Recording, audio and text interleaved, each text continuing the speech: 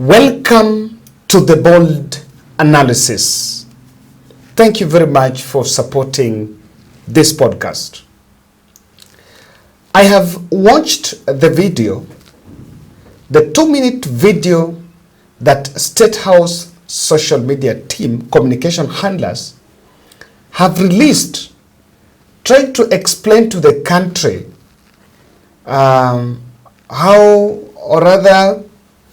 the discussion, the meeting between the president and a clique of religious leaders. In this podcast, I will look at why that meeting was boycotted by a section of the clergy, and why that also a joint press briefing that was supposed to be done by the members of this clergy also flopped.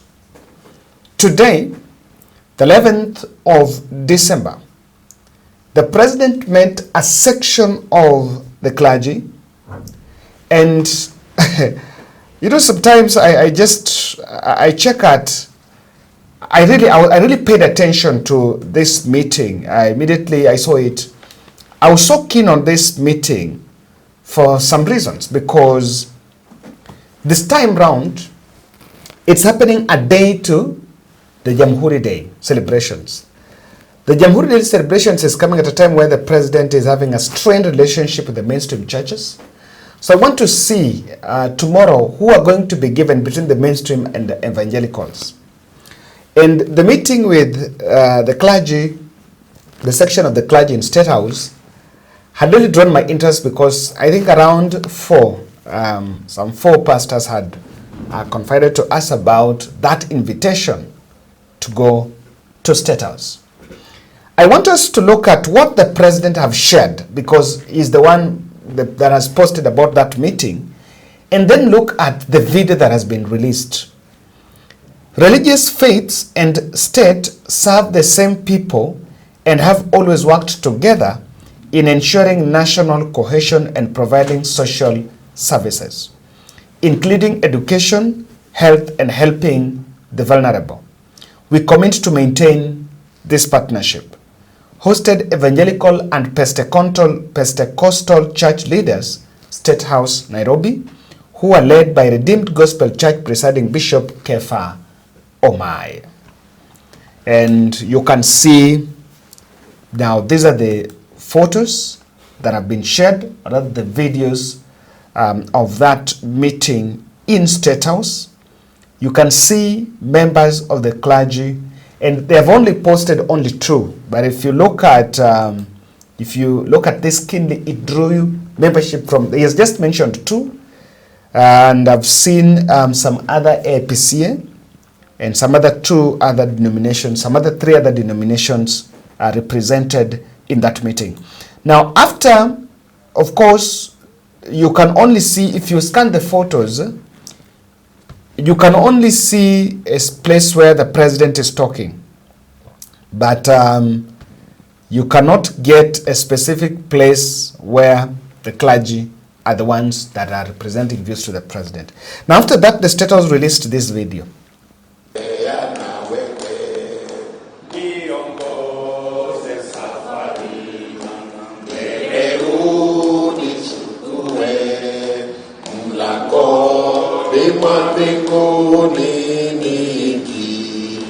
Na wewe pamoja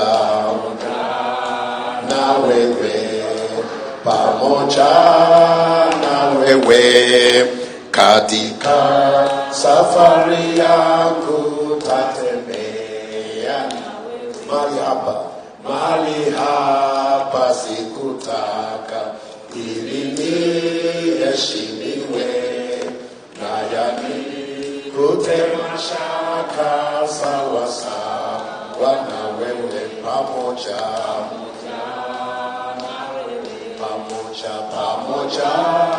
na wewe katika safari yangu tatembea na wewe. Now, I looked at that, and I feel there is nothing wrong with, of course, praying. But do you want to tell us that was a prayer meeting? yes, it's not wrong to pray, but what they communicated is selective messaging. On what they communicated to is what really left many confused in terms of what exactly was the agenda of that meeting. So, having looked at that, I want to show you why those two groupings were picked. One is the evangelical and the Pentecostal leaders. So the Pentecostal leaders recently issued some statement against the president. That is why the voice from the Catholic bishops and the voice of Glory Outreach Assembly today and many other clergy who are speaking in this country, it is the only legitimate voice. It is the only voice that represents the Kenyan people. It is the only voice that comes from the grassroots. And it is important that the government becomes sensitive to the feelings of the people that they are leading. Issues that concerns the confusion that seems to exist on matters of health and all the changes and all the shares and all the less in HIF, the confusion, whether it is because of poor communication, whether it is because of poor executing a policy or whatever the reason is, the government need to admit that there are issues, that there's confusion, that people don't understand it. And even some of the people who are charged with the responsibility to explain it don't understand it either. So it is only reasonable that when the church speaks, like the Catholic bishops have done, or like the bishops of Glory Outreach Assembly are speaking today, it is only reasonable that the voice be listened to, and the challenges of high cost of living, the issues of abductions, the issues of people just struggling and suffering with the economy. Those are real issues, and anybody who is hearing the voice from the ground should pay attention to it. Our appeal today is that there would be an opportunity where the government can listen to the voice of the church and possibly come around the table and address these issues, because we serve the same people. And this meeting is happening at a time when William Ruto, the state, is having a difficult task to explain to the masses why they are taking taxpayers' money to the church in exchange of the pulpit airtime. And the Pentecostal leaders stood their ground, firmly supporting the Catholic bishops here. So these are the groupings, and one of the preachers here, one of the leaders who addressed this meeting was actually in that meeting. So it's very clear that it was some remedy meeting to try to mend ways with the clergy. Kindly subscribe to our channel, click the notification bell, and like our videos. We are running a scheme to reach 100,000 subscribers by end of December. So we are 5,100 views subscribers away from the 100,000 mark, and you can only achieve that by confirming a subscription. Subscribing is normally absolutely free. It doesn't cost anything. It doesn't cost anything, and also your email is safe. Even when you subscribe, we cannot be able to access your email on our end. But the advantage is, as a subscriber, you'll be able to receive notifications or other updates when we publish a video. One thing you need to agree, and you can take from the Kenya Kwanza administration, is that after Rigathi Gachagua was impeached, there was an attempt of reconciliation.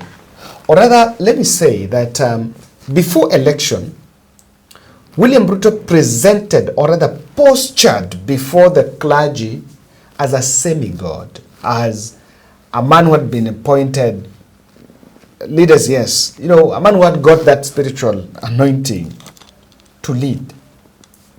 But I think the Ruto presidency exposed to the country his real character.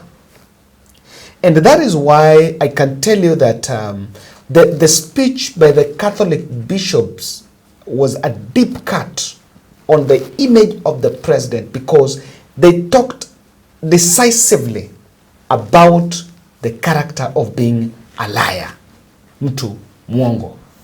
That is a very bad virtue for, even if you want to look at that. So they were so specific, calling out the president for being a liar. So as things stand now, I think it was under his own, he's really under pressure to try to mend his ways. The appointment today that was given to this clergy, it was actually reported as a partnership, rather a consultation forum between faith-based leaders and the president. And they'd been calling for, this had been slated way back. Remember, the president have had a bit of backlash. So some of those who had been expecting that meeting was some members of the clergy from mainstream churches, including even the Catholic and the Anglican, who have emerged outrightly saying that they don't want the politicians to do donations in the pulpit. And there's been a trend of returning the millions that the president is giving to some of those churches. So the country has been divided as to whether they should accept those donations or they should not accept those donations. Depending on the level of your pocket, depending on how angry some of those church leaders are, I think their decisions, or rather their positions on that matter is determined by very many factors. After this meeting, so the mainstream members of that clergy who were supposed to be in the Statehouse boycotted the meeting. And it's reported that there was supposed to be a joint presser in the Statehouse, but it flopped. It didn't happen. Of course, the president is in a spree of meeting leaders. He met the former president, he met Kakamega leaders, now church leaders, and it is there. So there is really a way to try to make it. But there are some 4 things, and I think I just want to break and advise the president. I don't have the range, yes. But if I'm allowed to say 3 things about that breakup. What broke up? The breakup between Ruto and the clergy. I speak to quite a number of them as subscribers to this channel. They watch this channel and they really tell us, hapa ndi mambo iliharibikia. When Ruto and Rigathi were vying in 2027, they presented a government that was close to the people. After the government was formed, the network, or the distance between the church and the state widened, and to some end they were dumped, and the president tried to pick the mainstream team. But until now the mainstream said no. Sisi hatutaki utudanganya. Kama ni kutudanganya hiyo wacha. So there was an element of betrayal. There were some that were promised some cabinet slots. Yeah, and some appointments in parastatals, and some even land to build churches, or some incentive to build their churches. I remember some pastor even meeting in Nairobi, Sakaja, who was vying to be Nairobi governor, or after Sakaja was appointed as elected as governor, so that it will be, I don't know, they will be reduced land rates. So there have been so many points of agreement between that, and it failed. Number 2, one of the strong pillar between Kenya Kwanza and the church was Dorcas Rigathi. She's a pastor and she had bit of that network, especially from the Mount Kenya axis, and immediately Rigathi was impeached, things did not work absolutely right. The other issue here is the church is following the masses. The masses are their bosses, and if the masses are saying the president, you are wrong, it has become difficult, because even a pastor can be heckled in the pulpit. If you just dare say Ruto is good, Ruto has done this and that, you can also face the heckling. Kenyans are now dismissive.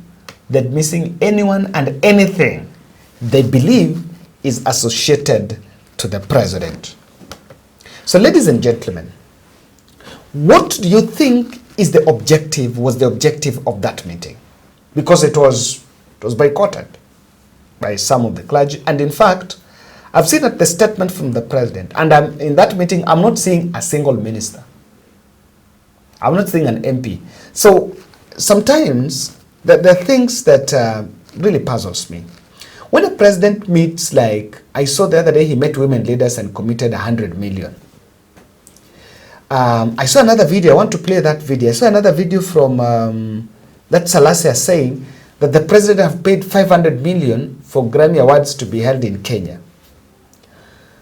Now, for even such meetings, if there is any agreement between the president and the church leaders there, where does that budget come from? And how is it affected? And that's why I can, if I scan through that meeting, I may not be wrong to conclude that that was just a political mobilization meeting. Nothing more, nothing less out of it.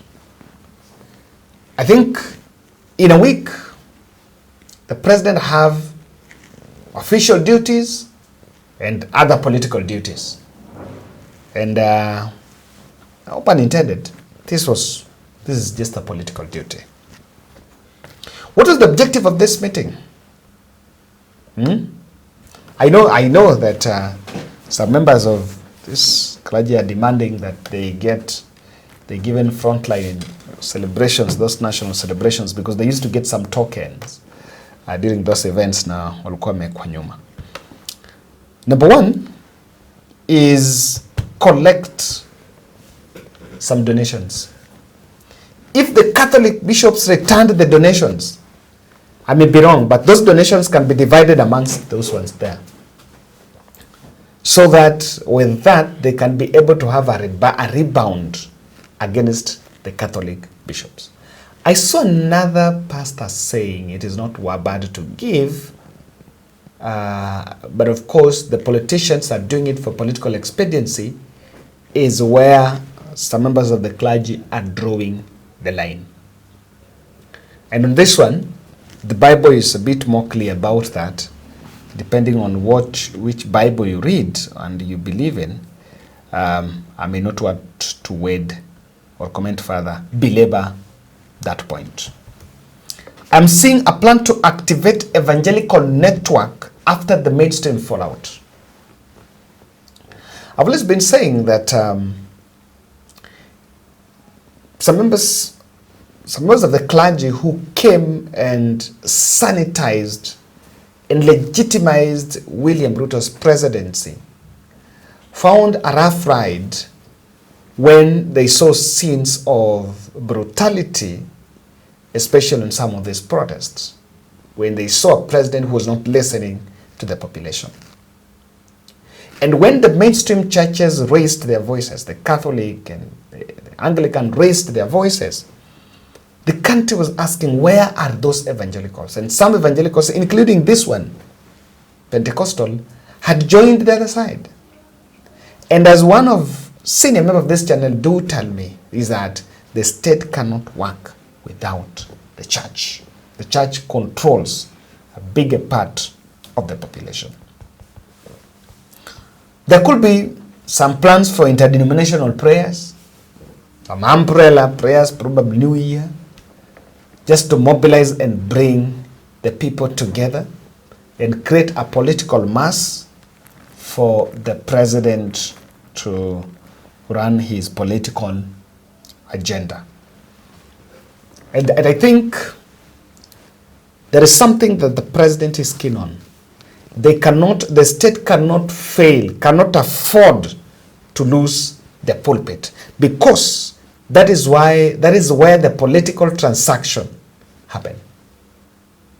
I come to your church, you preach up to 10, you give me from 10 to 2, I do my politics, I come with my MPs and my senators and my MCA here and there, they donate for you millions, and through that they say we are building the church. But we've taken 4 hours talking about politics. talking about cha and she and shif and all that, and the bread-based alliances. So, ladies and gentlemen, that is my take. I think I saw another. What I don't really get is in the office of the president there's another under office of the supposed to the president called faith diplomacy. So when the president meets these church leaders, I don't know why that faith diplomacy. I think it should have been left to Mama Rachel to meet them, because I'm not seeing anything for the state there. But there's only kazi ya serikali pale.